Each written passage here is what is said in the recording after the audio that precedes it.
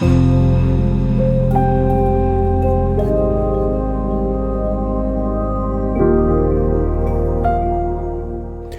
Meet! Thank you so much for joining us today. We are working on a psalm spell today, and the psalm we are working on is Psalm number 35. And Psalm 35 is one of the Psalms of justice. So you can use this psalm for any sort of justice that needs to be taken care of. But specifically today, we are going to use it to help people who need to have victory in court.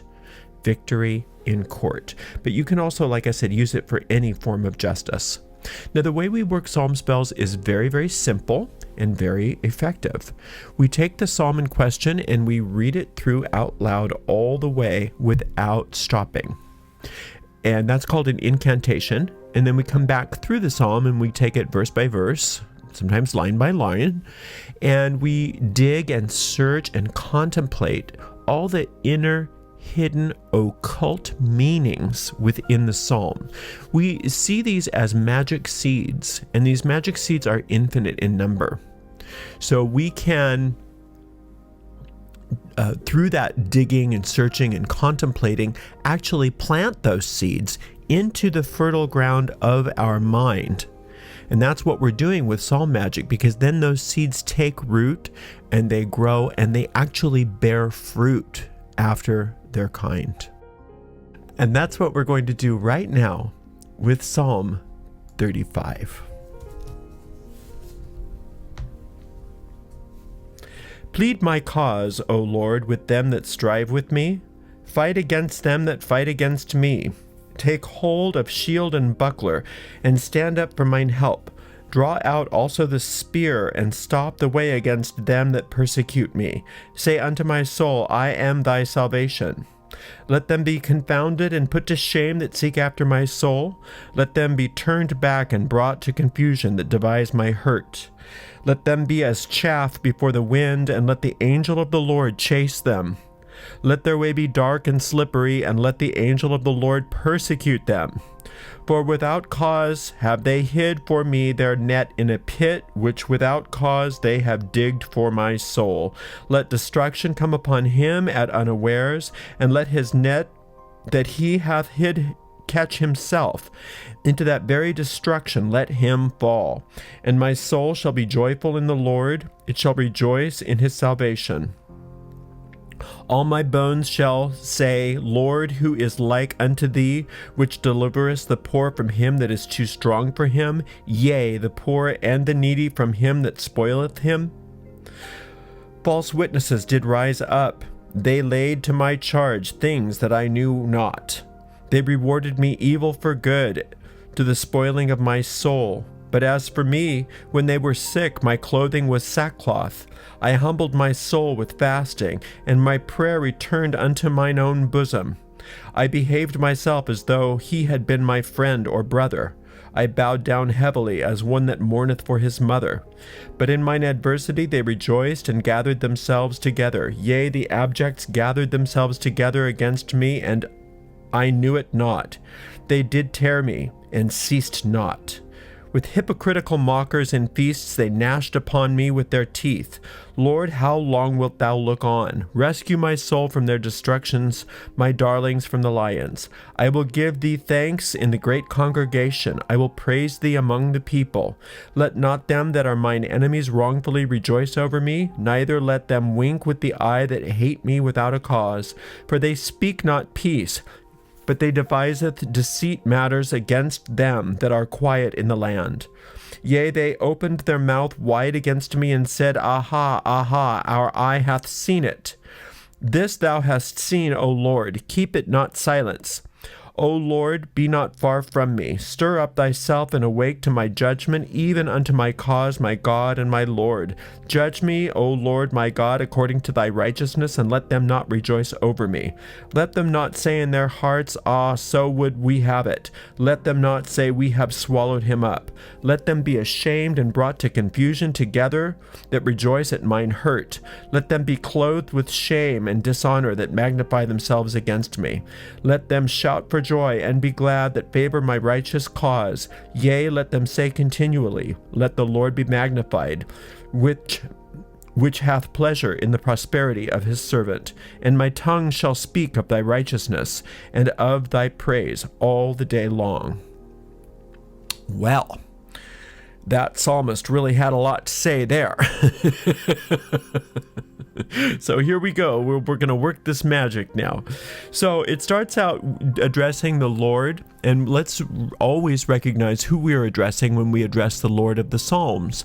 The Lord of the Psalms, in a magical perspective, is not a deity separate and distinct from us. It is the Godhead who is within us and who is the source of all life. It is pre-gender, so it's not a male deity or a female deity. It is pre-gender, and it is the source of all life, and it is the force of life itself. You can think of it as being that which is beating your heart right now, and that which is causing the planets to revolve around the sun. So that's who we are talking to when we're talking to the Lord. And we're talking to the one and only source of all life. There's only one. There's nothing to oppose it. There's nothing to thwart it. All deities are one within this pre-gender Godhead. So there's nothing but this one. And that's why we want to go to the one, because there's nothing to oppose the one. So we have nothing to fear when we are addressing the Lord of the Psalms, because we are aligning ourselves with that power which cannot be thwarted. There is nothing to oppose it. All right, so it says, plead my cause, O Lord, with them that strive with me. So we're asking God to be our lawyer here. We're asking God to plead our case for us. So in context of what we're working the psalm for, if you're in a court case, we want God to be your lawyer. But remember that everything in the physical world is a reflection of an internal cause. Therefore, it's not just this one case that we want help with. We want help with the internal causes which allowed such a thing to occur in the first place. So we want God to plead our case not only in court, but in the universe. We want ourselves to understand. We want our own mind to understand that we are innocent because we were created innocent, and therefore we have nothing to fear. Fight against them that fight against me. Well, okay, so again, in the world, we may have people that are fighting against us, but it is we who are fighting against ourselves, and that is the primary cause that must be addressed here, even though we also are looking at what's going on in the world.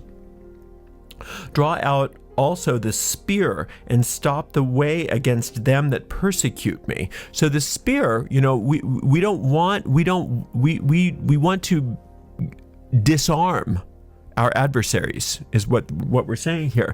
So we want to disarm our adversaries, but primarily the adversary that we want to disarm is that internal adversary that is constantly seeking our own self-destruction. And stop the way against them that persecute me. The persecutions that we have in the world are nothing compared to the persecutions that we have against ourselves within our own souls, within our own mind. Say unto my soul, I am thy salvation. So we want God to directly communicate to our souls that God, that meaning that life force, that supreme force that nothing can oppose, is our salvation. So there really is nothing to worry about. So God is telling our soul that right now. Let them be confounded and put to shame that seek after my soul. So obviously, we want that to happen for you in your court case, absolutely. But in order to do that, we have to allow those thought forms that are causing all of this, that are our own persecutors, internal persecution machine, basically, to be confounded and put to shame. And to put our own thought forms to shame is simply a means by which we say, I'm going to remember that this happened. I'm going to remember this again. So after these thought forms are lifted out of me, after I'm over these thought forms, I'm going to remember this so that I don't allow this to happen again. That's that shame. Let them be turned back and brought to confusion that devise my hurt. So we want to confuse our enemies in the physical world, absolutely, but also we want to confuse those thought forms which are ultimately our own creation, but those thought forms which run amok within our own minds that are causing these things to happen in the first place. We want that confusion. We want to confuse them because we don't want them to be successful. Let them be as chaff before the wind, and let the angel of the Lord chase them. So the angel of the Lord is any angel that we are working with, basically. So the angels of the Lord are messengers of God. So the angel of the Lord will persecute those thought forms which are causing our legal problems. And we want that to happen. And we will notice that when those thought forms are destroyed, then all of our problems that are reflections of that thought form just dissolve before our very eyes. For without cause have they hid me for their net in a pit, which without cause have they digged for my soul. So first of all, we're talking obviously about our own innocence in this matter, that in regards to this court case, right? I don't know why they're so mean. I don't know why they're coming after me. But ultimately, our own minds have turned against us for no good reason other than our own egos want to prove that we are bad. Our own egos want to prove that we deserve persecution. Our own egos want to prove that we're not good enough. And so our own egos are conspiring against ourselves to trip ourselves up. Let destruction come upon him at unawares, and let his net that he hath hid catch himself. Into that very destruction let him fall. This is saying the same thing that we love to remind ourselves in situations like this. Evil always destroys itself. We can allow evil to destroy itself, that internal evil first, and then all the reflections of that in our lifetime, in our life circumstances. Just sitting and watching evil destroy itself. It's so much fun to watch. And again, we're not getting glee out of people's self-destruction. We are just having glee about the fact that evil in and of itself, not necessarily the people, but evil itself doesn't have any substance. That's why it always destroys itself, because it's illusory by nature. And my soul shall be joyful in the Lord. It shall rejoice in his salvation. So our soul being joyful in the Lord, recognizing who we are, why we're here, and what our relationship to this source is, and recognizing that our salvation comes from that source, meaning our salvation means being released and delivered from these problems, both internal and external. It's already, our rejoicing is what speeds up that occurrence. Our rejoicing in the Lord is what causes us to be able to just see the manifestations of that salvation happen. All my bones shall say, Lord, who is like unto all my bones shall say, Lord, who is like unto thee, which delivereth the poor from him that is too strong for him, yea, the poor and the needy from him that spoileth him. So if your bones are saying this, it means that all of your inner parts, not just your physical bones. It's a poetic way of saying every single part of me, even my bones, are crying out, who else could I look to but God? But this supreme force of all life. What else is there? And that deliver the poor from him that is too strong for him. So all of this stuff we don't have what it takes to overcome our own problems here.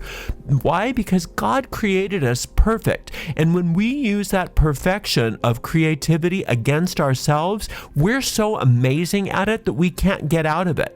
We can't get out of it.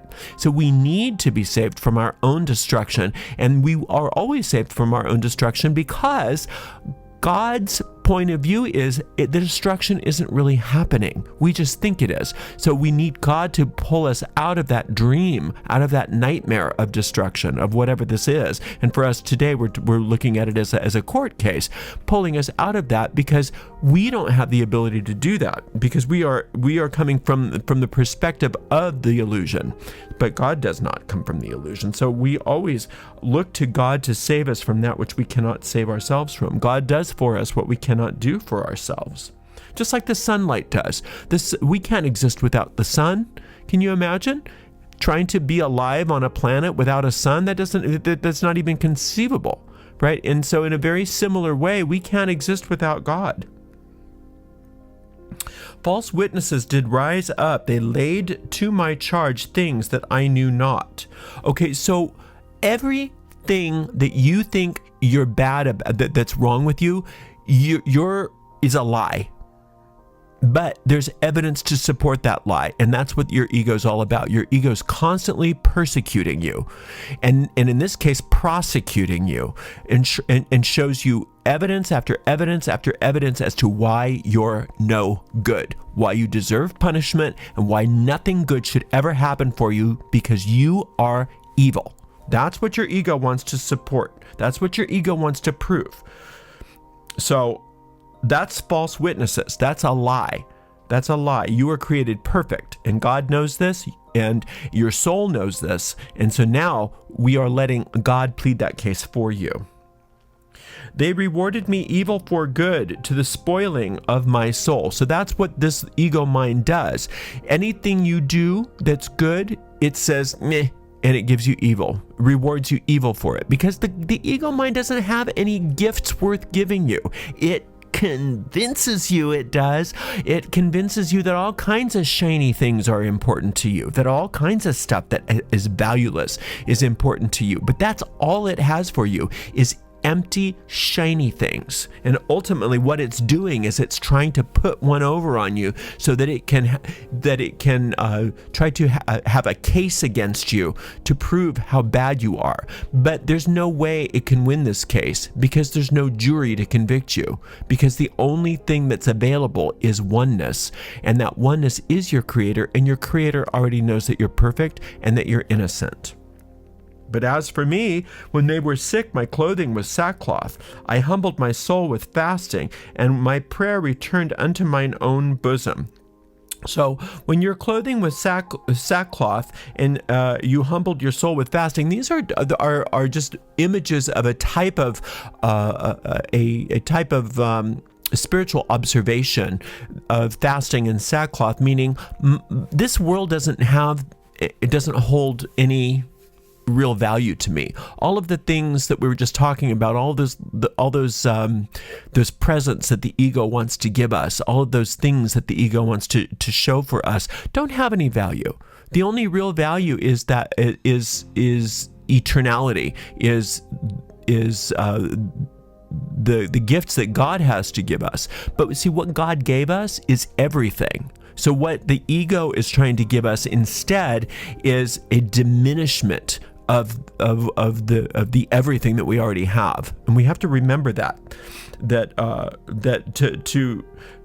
to have sackcloth and fasting is just symbolic of, I don't need the things of this world to make me happy. I can have them, but I don't need them. In fact, when I don't need the things of this world, the things of this world come to me in great abundance so that I can use them. But they're not my goal. My goal is only the peace of God. I behaved myself as though he had been my friend or brother. I bowed down heavily as one that mourneth for his mother.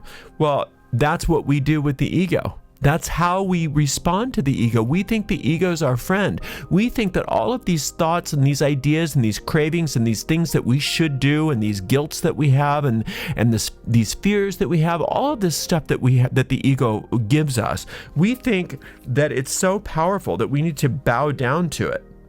We need to treat it like a friend or a brother. And it's not your friend, it's not your brother, because it's not there. It's just a shadow. It's just a way of our own mind, that we are using our own mind against ourselves, our own creativity against ourselves. It's bad decisions that we've made that we think have a life force of their own, and then we project those bad decisions about ourselves into the world, and then we wonder why we have all these problems. And in this case, that this court case, right? So when you understand that once we take away the power of those thought forms within our mind that created this experience for ourselves, there is no life force then feeding the situation. And so this case has to dissolve. But in mine adversity they rejoiced and gathered themselves together. Yea, the abjects gathered themselves together against me, and I knew it not. They did tear me, and ceased not. So all these internal thought forms this is all happening below the level of your consciousness, your conscious awareness. And especially for those people who don't have a lot of self-awareness, people that don't do any kind of meditative practice. They are very indulgent in mind wandering, and they just let their minds run amok. And when we do that, and we allow our minds to just create by rote, this is what we get. This is what we get. It's our own self-destructive patterns. It seem to gain momentum because we don't know that we have power over those thoughts, and of course we do. With hypocritical mockers in feasts, they gnashed upon me with their with their teeth. So with hypocritical mockers in feasts, they gnashed upon me with their teeth. So the feasts that we're dealing with is anytime we try to get our sustenance from where it can't be gotten. So anytime we're looking to the world or to limitation to feed us, to feed our souls, we are constantly putting ourselves in danger. We're putting ourselves in harm's way. And that's the hypocritical mockers in feasts, gnashing upon me with their teeth. The hypocrisy of this world that says one thing while it's smiling and bites you when you're not looking. Lord, how long wilt thou look on? Rescue my soul from their destructions, my darlings from the lions. The lion on our path is our fears. So the lion on our path is all of our fears. And and the ego keeps us in line by giving us all kinds of reasons to be afraid. And if you're in a court case, you're really afraid perhaps of losing or whatever. So looking at that lion on your path square in the face and not allowing yourself to be moved, and by calling on that infinite intelligence, that infinite power, that infinite love, remember perfect love overcomes all fear, calling on infinite love in the presence of these lions on your path. You know what happens when you turn and face a lion, or when you turn and face a bully. It runs away in fear, or you are then enabled to tame it so it becomes your ally. I will give thee thanks in the great congregation. I will praise thee among much people. So the more gratitude we give to this force, to the great congregation, meaning the entirety of the thought forms within our mind, the more we recognize that the gratitude for this power that is spoken within the congregation of our deep mind, the faster things seem to work out for us, because that gratitude in and of itself completely washes away all of those thought forms, because they can't exist, because light and darkness can't coexist, and light always wins over darkness because darkness isn't real. Darkness is simply a shadowing of light. Let not them that are mine enemies wrongfully rejoice over me, neither let them wink with the eye that hate me without a cause. Now that's true, isn't it? We're not honest with ourselves. We pay lip service to, like, oh yeah, of course, blessed be, or yeah, of course, yeah, love, but we don't really ever want to take the time oftentimes or the courage to go and look at those thought forms really honestly. What am I really feeling? What do I really think about myself? What are these thoughts that even though I wink with my eye, giving lip service to all of these spiritual principles, but if I don't allow those spiritual principles to sink deeply into my mind, if I don't accept them totally, then they can't do their work for me. And that's and remember, those thought forms do hate you without a cause. There's no reason to hate you. You have nothing to hate. There's nothing hateful about you, hateable about you. So those thought forms that you have that hate you, those aren't you. Those are imposter thought forms. Those are our own creativity turned against ourselves. They are called the heathen in the Psalms, and they are just errant thought forms. They are like little vermin. They are like little parasites, and they don't exist. They don't have any real truth to them. But if we let them run amok and we don't turn and face them and allow the light of truth to shine through them, then we're constantly keeping them alive. For they speak not peace, but they devise deceitful matters against them that are quiet in the land. So all of your peace of mind is disturbed by these thoughts, disturbed by these things which bother us. There is no such thing as a tiny disturbance and a big disturbance. They're all equally upsetting. Anything which disturbs your peace of mind is being taken care of here. The so-called little things and the so-called big things, because the little things and the big things in reality are one thing, and that's the ego mind trying to mess with our peace. And we don't want our peace messed with, because our peace can't be messed with, but we think it can. And so we play along with those games, we play along with these nightmares, we stay asleep to it rather than looking to the source to have it taken care of for us. And we're not doing that anymore.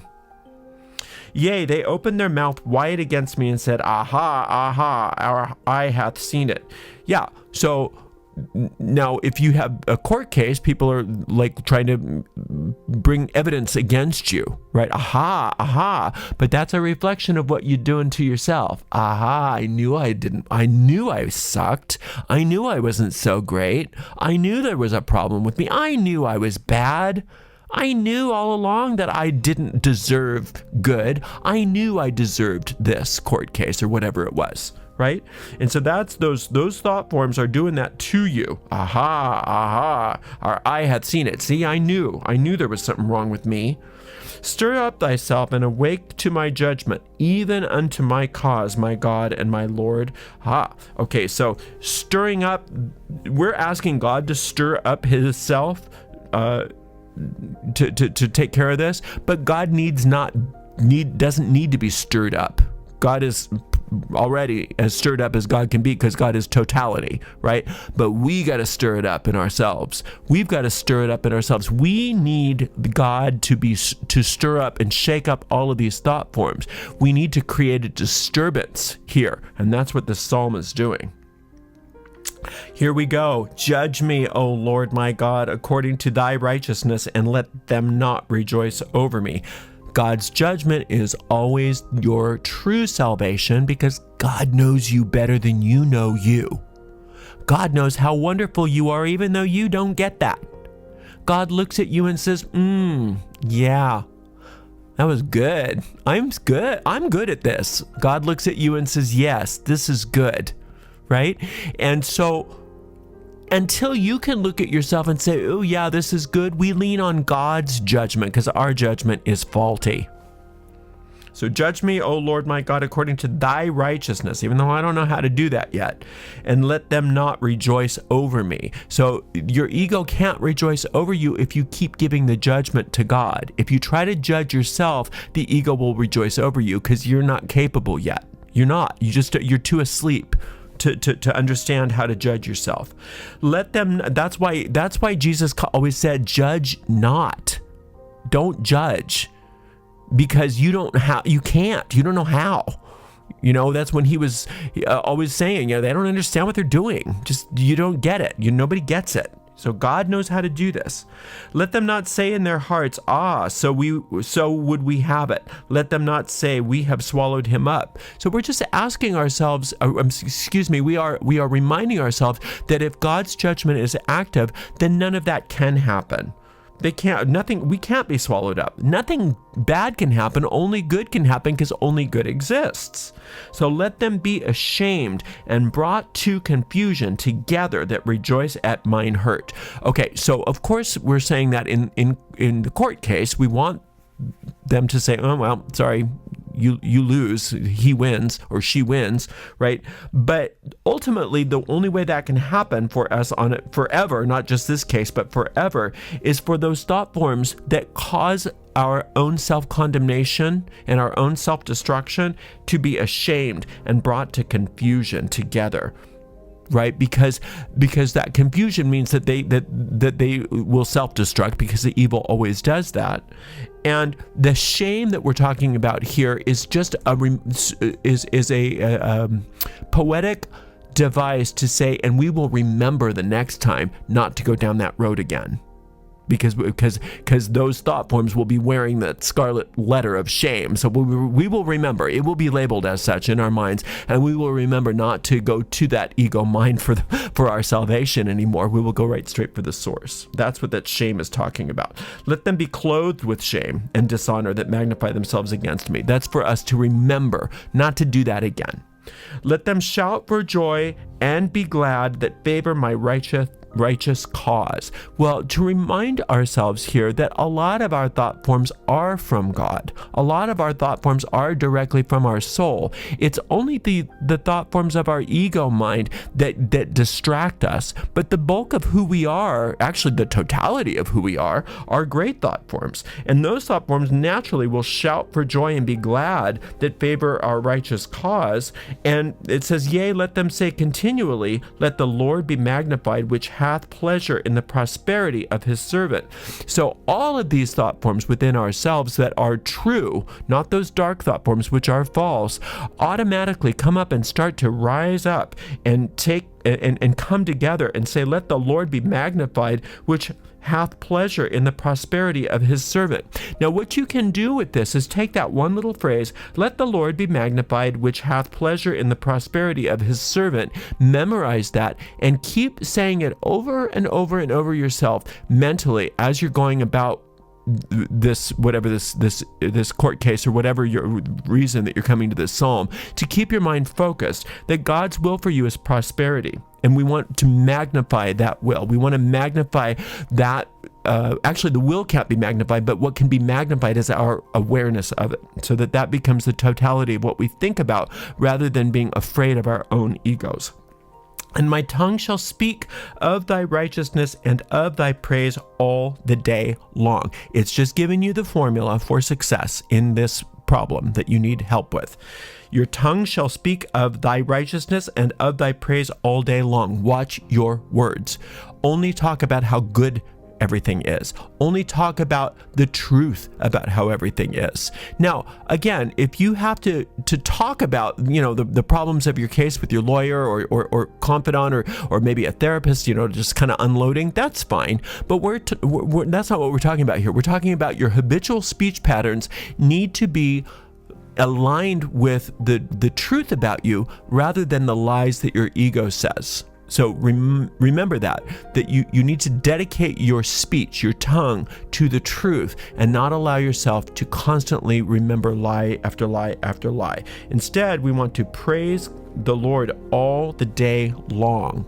Praising the Lord doesn't mean something religious. It doesn't mean to go to church and start screaming and yelling, how praise the Lord, praise the Lord. You can do that, but that's not what we're talking about magically. Magically, praising the Lord, what is praise? Praise is enthusiastically acknowledging that something's good.